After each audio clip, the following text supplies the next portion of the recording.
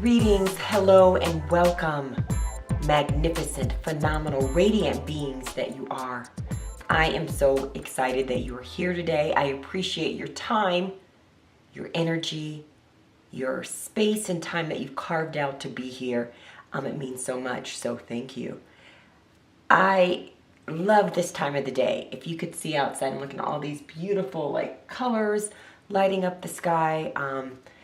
When the sun rises, when the sun sets, the sky just turns these magnificent colors. So that's one thing that warms me up on the inside. And speaking of the inside, today I want to talk more on this subject of who am I? And particularly, who am I when I look through the lens of inside out? When I ask myself, what is the essence? Who is the essence of me? What am I really? Who am I really? I was doing a training a few days ago with a group of educators, large group of educators, and we talked about how many of us have gone through these surveys, and I'm sure you may have heard it or participated in it yourself, where we describe ourselves as I'm an EFNJ. That's one of the surveys that can categorize who we are, and we walk around thinking I'm those four letters, and that's kind of a box. And can I tell you, you're more than those four letters. And that's not what I mean when I ask the question of who am I? Who are you? What is your essence? And I know now that it's something that our culture really hasn't taught. Specifically about who we are. We grew up knowing what our name is, and we write that down, and names are powerful. They can have meanings and call forth aspects and attributes of who you are. Names can be powerful and have definite significance, but I'm talking deeper than a name. I'm talking about your actual, the nature of who you are, your essence, your what makes you you.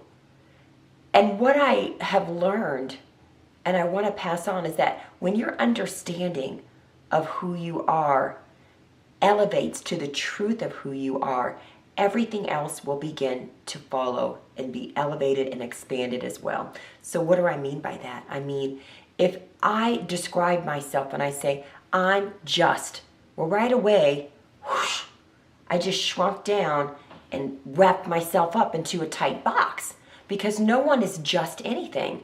I'm just X, Y, and Z. I'm just a mother. And that's not what I mean when I talk about your essence. You may totally, because of your essence, have very strong maternal gifts and abilities to nourish people. But I'm not talking about that. I'm talking beyond even that. What is the essence? Who am I? Who do I believe myself to be? Now that's the question as well. That's tied to self-concept. If I believe myself to be just this, then there I go, I shrunk down. But if I believe myself to be unlimited, phenomenal, magnificent, radiant, that's how I want to start welcoming and greeting you all. Magnificent, phenomenal, radiant beings. If I believe that I am brilliance, if I believe that I am joy and I am peace and I am connected to not just those who live in the same building, apartment, address with me, but what does it look like if I see myself connected with all of humanity? Whoa, that's huge. Huge. Let me just take a moment and take that in. All of humanity. Can I tell you we can't get there up here? Your mind is like, whoa, I can't comprehend being connected to all of humanity. I can't even picture all of humanity. But that's where it's because of deeper who we are, our heart connection. This light that is within inside of us, and that I gave you a key right there, light. And our capacity to love is life-changing. It has miracle producing abilities.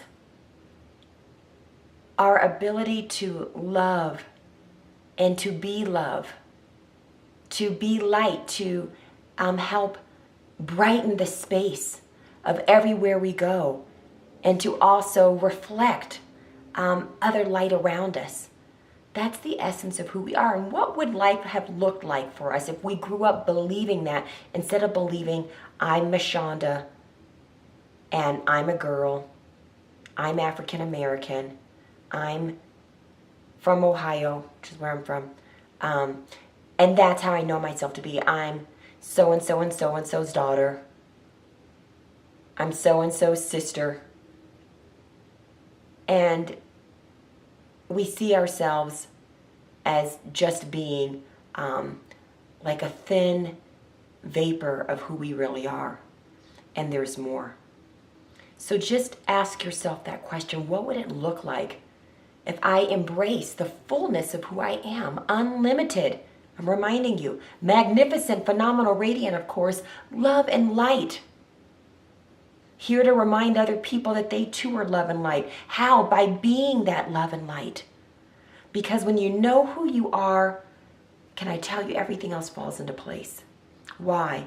Because all behavior follows beliefs. Why? Because as self-concept elevates and expands, so does everything else. It comes into alignment. Some of us are out of alignment. We're a little crooked. We kind of think we know who we are, but then we operate each day as being less than that. So we're kind of stuck. There's a gap in our belief. And let me give you this before I leave this time with you. The truth of who you are cannot be diminished even if you try. But you can believe it to be less than that and live a life that is resonating with the less than picture.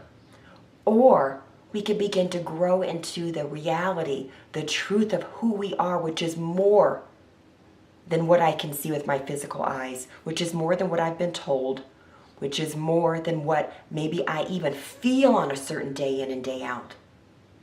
That part of us is not changeable. That light and that love in us is so amazing. That's the sacred part of who we are. And so may we begin to expand and nourish and trust that, believe that, close the gap. How? By feeding yourself the truth of who you are. Start speaking it, number one, so that you can grow the belief that you are magnificent, phenomenal, radiant being. Thank you for your time today. I am grateful. Have a radiant rest of your day.